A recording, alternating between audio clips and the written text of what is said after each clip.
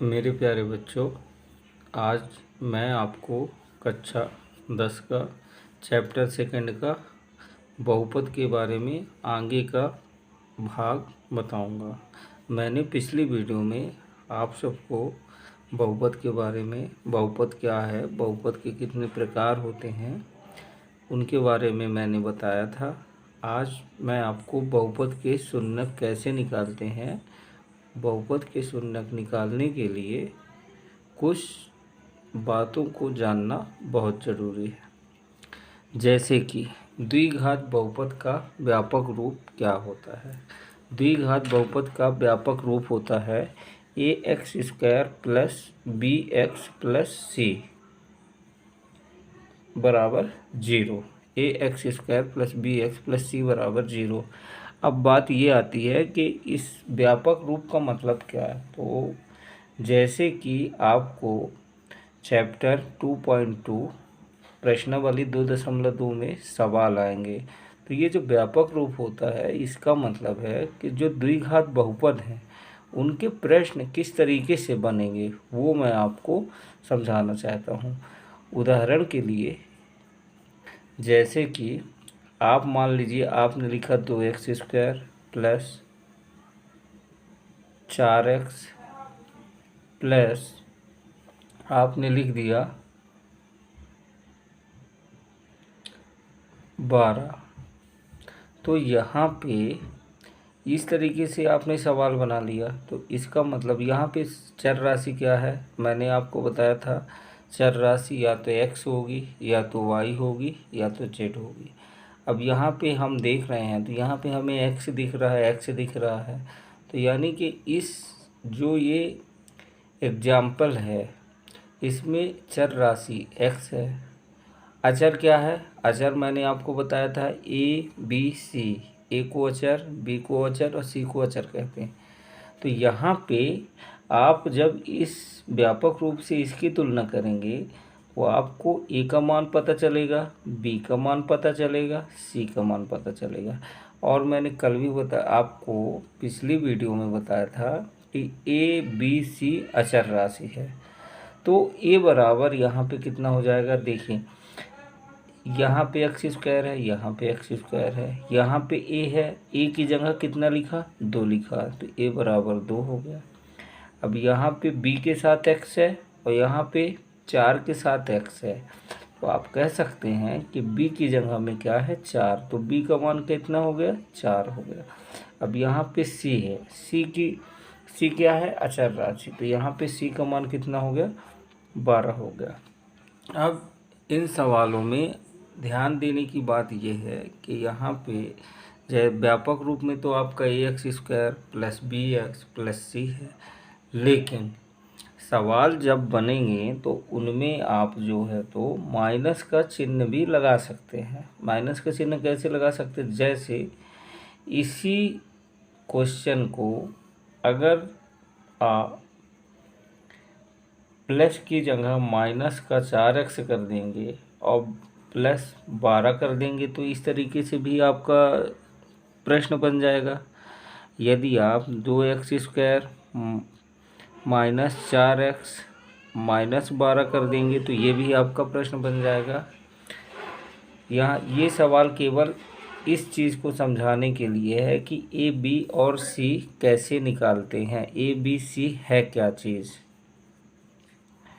कुल मिला के मैं आपको ये बताना चाहता हूँ कि जो कक्षा 10 की चैप्टर सेकंड में जो सवाल बने तो उनको बनने का तरीका क्या है, उनको हल करने का तरीका वो भी मैं बताऊंगा, लेकिन पहले आप ये समझ लें। अब यहाँ पे देखें, यहाँ पे ए बराबर हो जाएगा 2, बी बराबर आप माइनस का 4 लेंगे। मतलब आप समझ रहे हैं कि माइनस चिन्ह अगर लगा है तो माइनस सहित बताना। तो बी की वैल्यू -4, सी की वैल्यू 12, यहाँ पे ए की वैल्यू 2, बी की वैल्यू -4 क्योंकि मैंने बताया कि माइनस सहित लेना है, और सी की वैल्यू कितनी हो जाएगी, -12। लास्ट एग्जाम्पल और देख लें। जैसे कि मान लीजिए सवाल दिया है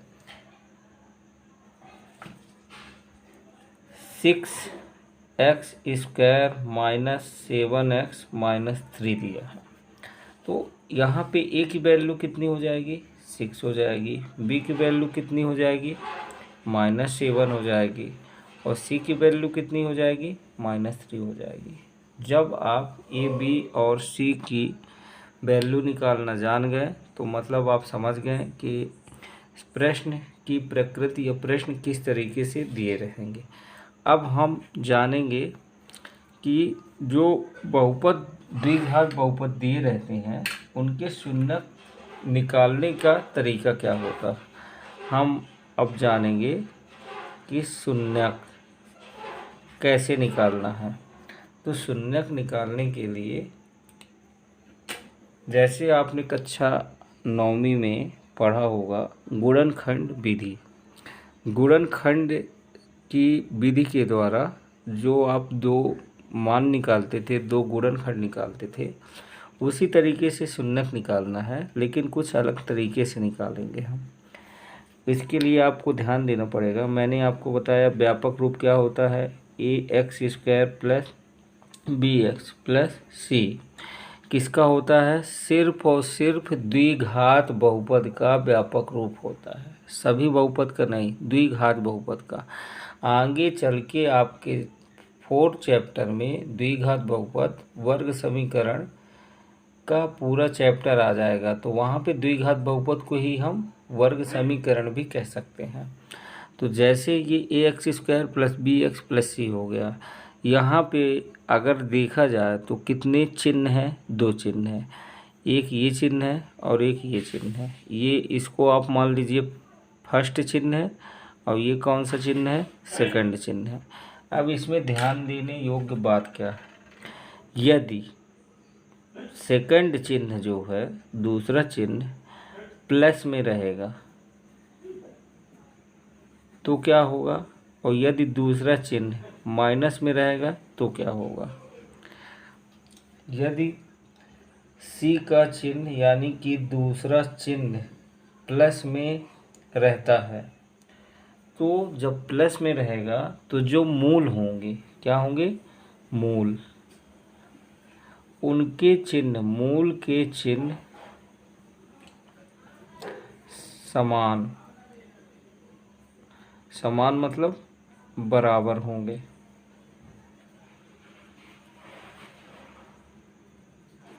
जैसे कि यह प्लस प्लस होगा या कि माइनस माइनस होगा। कैसे होगा मैं सवाल बताऊंगा तो आप समझ जाएंगे। लेकिन यदि दूसरा चिन्ह माइनस में है, दूसरे चिन्ह में क्या लगा है, सी के आगे माइनस लगा, तो वहाँ पे जो मूल के चिन्ह होंगे, मूल के जो चिन्ह होंगे वो अलग अलग होंगे, अलग अलग होंगे। जैसे कि अलग अलग कैसे, जैसे एक प्लस का होगा एक माइनस का होगा, या तो एक माइनस का होगा और एक प्लस का होगा। ये बात एक बार फिर से आप लोग समझ लें कि जैसे शून्यक निकालना है तो हमको क्या ध्यान देना है कि द्विघात बहुपद का व्यापक रूप ax² plus bx plus c हो गया। यहाँ पे दो चिन्ह आएंगे, पहले एक फर्स्ट चिन्ह होगा और एक सेकंड चिन्ह होगा। हमको ध्यान देना है लास्ट वाले चिन्ह में, मतलब दूसरे चिन्ह में। यहाँ पे अगर प्लस का चिन्ह आएगा तो मूल के चिन्ह बराबर होंगे, या तो प्लस प्लस होंगे या तो माइनस माइनस होंगे। लेकिन यहाँ पे अगर दूसरे चिन्ह में माइनस आएगा तो मूल के चिन्ह अलग अलग होंगे, मतलब प्लस माइनस में होगा या कि माइनस प्लस में होगा। कैसे होगा इसके सवाल हम अभी देख रहे हैं।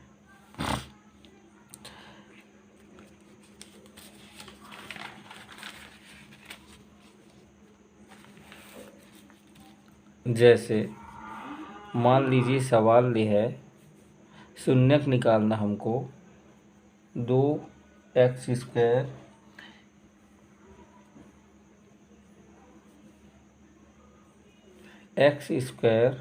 माइनस 2x माइनस 8 इसके सवाल निकालना।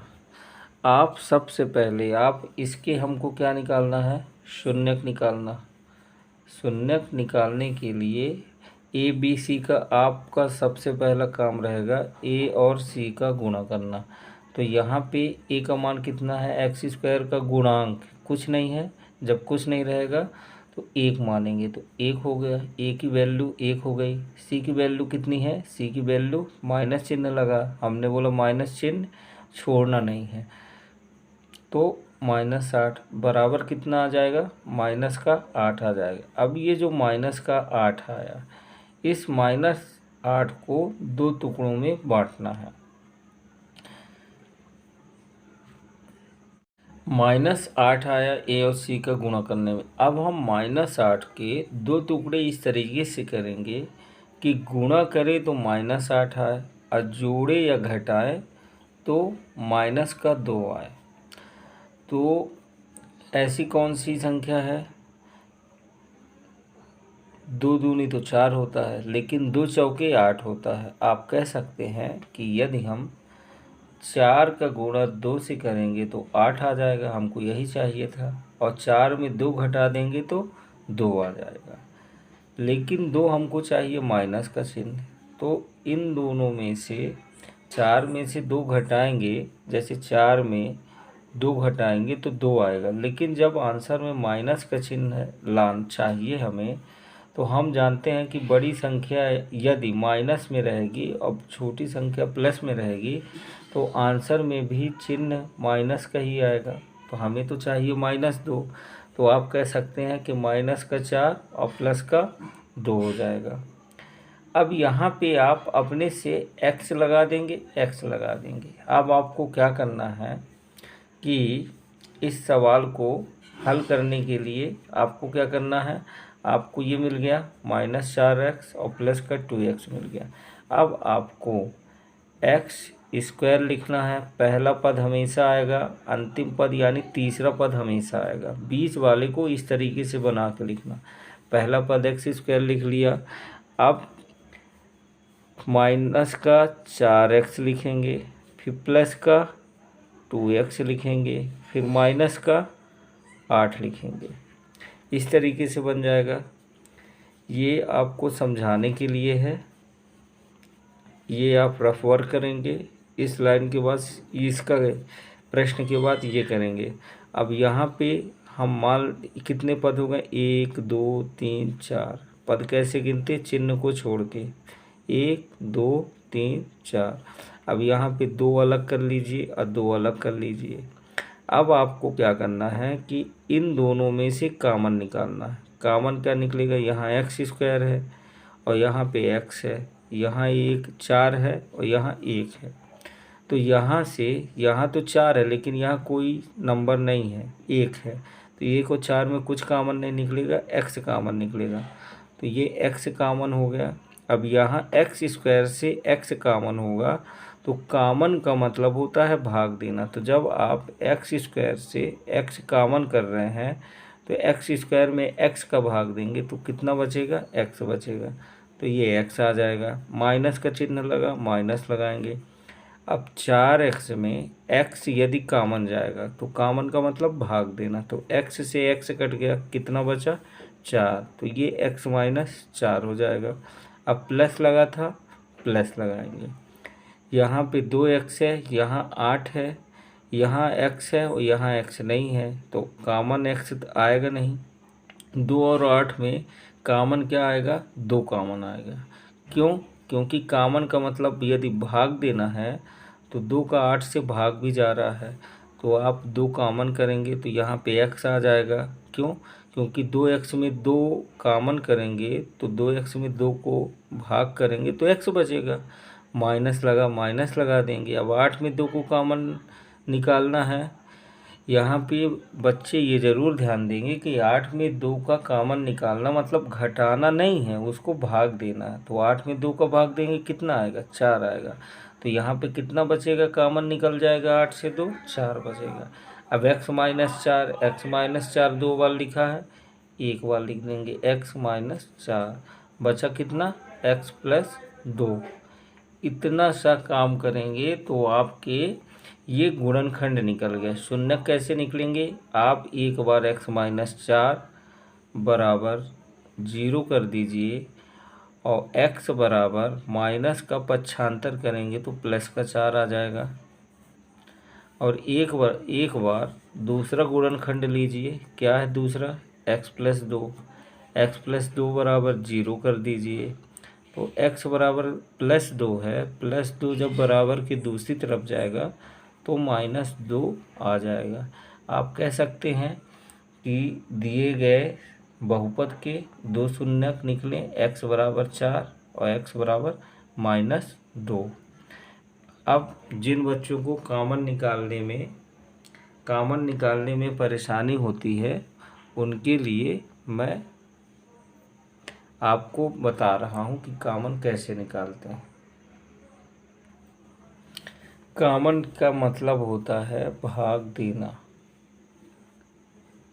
कॉमन का मतलब भाग देना। जैसे एक बात ध्यान रखेंगे कि कॉमन जो है तो हमेशा दो संख्याओं से या दो पदों से कॉमन निकालते हैं। कॉमन का मतलब वही होता है, जैसे अगर कोई खेल खेलते हैं तो अगर कोई एक खिलाड़ी ज़्यादा हो जाता है तो उसे कॉमन बना देते हैं। क्यों? क्योंकि वो दोनों तरफ से खेल सकता।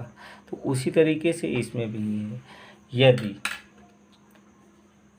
9x लिखा, 9x है और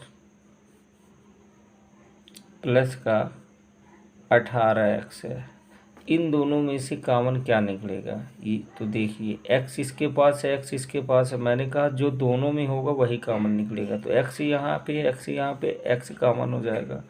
यहाँ 9 है, यहाँ 18 है, तो 9 और 18 में उस संख्या को कॉमन निकालना है, बड़ी से बड़ी उस संख्या को कॉमन निकालना है जो दोनों से कॉमन हो जाए, मतलब भाग चला जाए।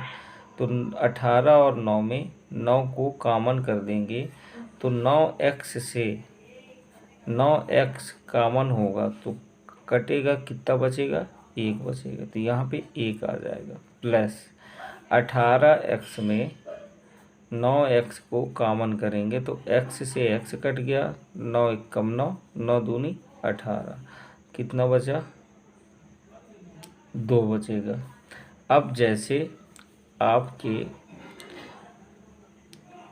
12x² प्लस 3x लिखा है, तो यहाँ से कॉमन निकालना, तो क्या कॉमन निकलेगा, यहाँ पे x की घात 2 है यानी x², यहाँ x है, तो यहाँ भी x है, यहाँ भी x है, तो x की घात हमेशा छोटी वाली निकालेंगे, छोटी घात 1 है, तो x निकल गया बाहर। 12 3 में क्या कॉमन निकलेगा, 3 कॉमन निकलेगा। तो 12x² में जब 3x कॉमन निकल गया तो 12 कॉमन का मतलब भाग देना, तो 12x² में 3x का भाग देंगे तो 3 चौके 12, यहाँ पे x की घात 1 है और यहाँ x की घात 2 है, तो ये कट जाएगा तो कितना बचेगा, x, यानी कि 4x बचा, तो ये 4x हो जाएगा। और 3x में 3x कॉमन निकल गया तो 3x में 3x का भाग दे देंगे, प्लस 1 हो जाएगा। एक लास्ट सवाल माइनस वाला समझ लें। जैसे 18x² माइनस 6x है, तो यहाँ से क्या कॉमन निकलेगा, x से, और 18 और 6 में क्या कॉमन निकलेगा, 6 कॉमन निकलेगा। तो कितना बचा, 6 कॉमन निकलेगा क्या, नहीं निकलेगा, क्योंकि 18 में 6 का भाग नहीं जाएगा। तो यहाँ से 3 कॉमन होगा। हमको 18 6 में ऐसी संख्या देखना है जो दोनों से कट जाए, तो 3 है, तो 3x कॉमन करेंगे तो 18x² में 3x को कॉमन करेंगे मतलब भाग देंगे, तो 3 1 कम 3, 3 6 18, यहाँ x की घात 1 तो ये कट जाएगा तो x बचेगा, तो यहाँ बचा 6x माइनस 6x में 3x जाएगा तो 3 दूनी 6, तो 2 आ जाएगा और x भी आ गया। 6x में 3x कॉमन मतलब भाग देना, 2x का x कट जाएगा तो ये आ जाएगा 2x आ जाएगा। घातांक नियम, जैसे x की घाते अगर 10 है, अब बटे में x की घाते अगर 6 है, तो इसको काटने के बाद कितना बचेगा? तो इसमें हम क्या करते हैं कि 10 में 6 को घात से घटा देंगे जब भाग आएगा, तो 10 में 6 गए, x की घाते 4।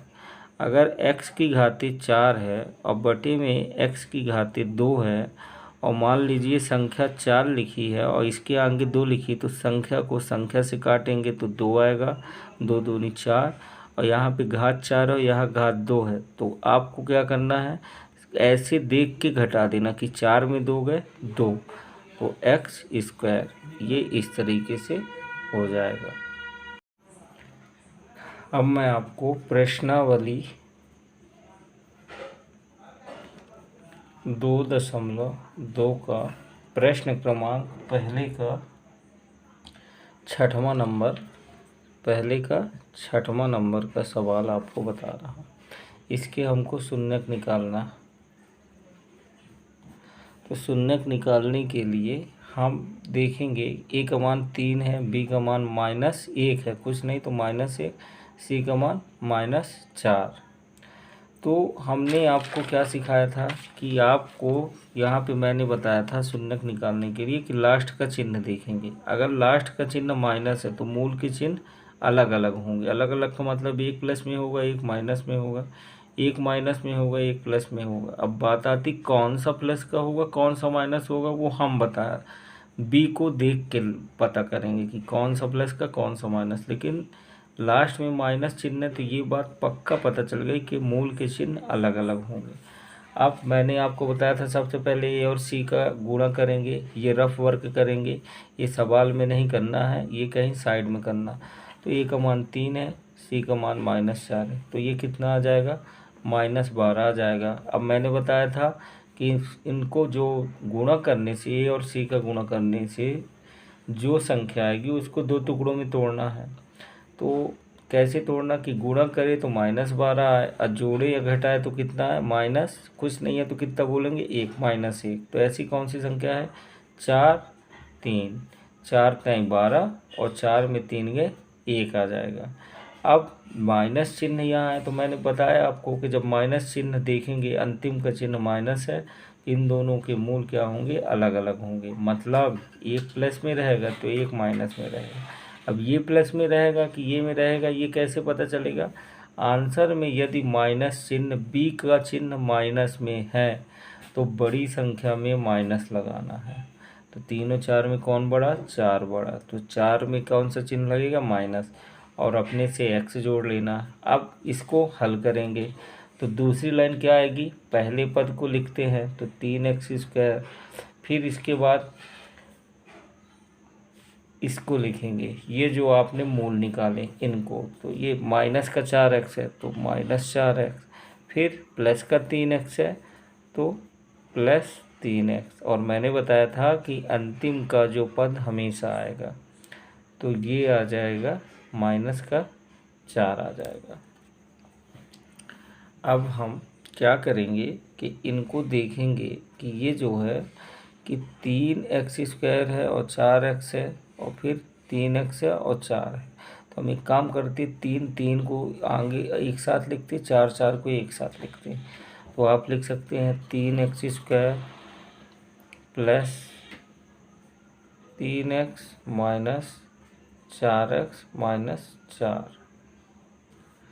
तो यहाँ पे अब कॉमन निकालेंगे, 2 पद ये हो गए, 2 पद ये हो गए, तो यहाँ से क्या कॉमन निकलेगा, यहाँ 3x² है और प्लस 3x है, तो दोनों जगह x है तो x तो निकलेगा ही, और 3 भी दोनों जगह 3 भी निकलेगा। तो 3x² में 3x कॉमन गए, 3x² में 3x का भाग देंगे तो केवल x बचेगा, और 3x में 3x कॉमन निकालेंगे तो प्लस लगाएंगे और 3x कॉमन निकल गया तो 1 बचेगा। अब ये चिन्ह लगा है माइनस तो माइनस लगा देंगे, यहाँ 4 है, यहाँ भी 4 है, यहाँ x है, यहाँ x नहीं है, तो x तो कॉमन होगा नहीं, संख्या बस कॉमन होगी, तो 4 4 दोनों तरफ, तो 4 को कॉमन निकालेंगे, 4x में 4 कॉमन गया तो x बचेगा, और यहाँ पे माइनस चिन्ह है, लेकिन यहाँ पे हम प्लस का चिन्ह लगाएंगे। ध्यान दें बच्चों कि एक आप शॉर्टकट जान जाइए कि पहला अगर आपने निकाल लिया तो ये आप बात को दिमाग में रख लीजिए कि जो दूसरा आएगा गुणनखंड वो सेम यही आएगा। तो आपको हमेशा इसमें से जब दूसरा गुणनखंड निकालेंगे कॉमन तो देख लेंगे कि कॉमन क्या निकलेगा, लेकिन बचेगा कितना। अगर चिन्ह में कन्फ्यूजन हो रहा है तो पहले वाले का जो चिन्ह होगा उसी को लगाना। ये माइनस तो आप देख के उतार लेंगे, लेकिन यहाँ पे माइनस है तो मैं माइनस नहीं लगा रहा हूँ। तो आप क्या करेंगे, आपको यहाँ देखना प्लस का, तो प्लस लगाएंगे। अब 4 में 4 कॉमन गया, 1 बचा, तो x प्लस 1 2 बार है, 1 बार लिखेंगे। 3x माइनस 4 क्या क्या बचा, 3x बचा माइनस 4 बचा। अब इसके शून्यक निकालना, तो क्या करेंगे, आप लिखेंगे कि px के शून्यक निकालने के लिए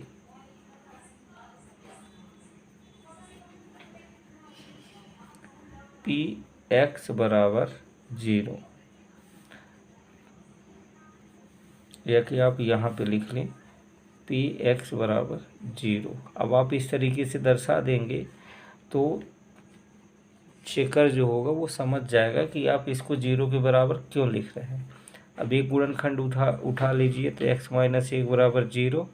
x बराबर माइनस की चिन्ह जब दूसरी तरफ जाएगी तो प्लस में हो जाएगी, और प्लस का चिन्ह लिखते नहीं हैं, ये एक शून्यक निकल गया। दूसरा गुणनखंड क्या है, 3x माइनस 4 बराबर 0। अपने से कर लें क्योंकि एक बार बता दिए।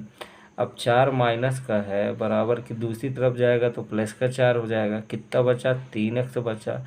अब 3 और x के बीच में कौन सा चिन्ह है हमको दिखाई भले नहीं दे रहा, लेकिन 3 और x आपस में गुणा में है।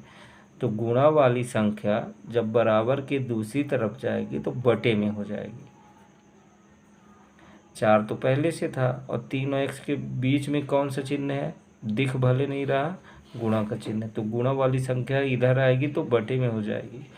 तो एक शून्यक हो जाएगा ये, x बराबर 4/3 हो जाएगा।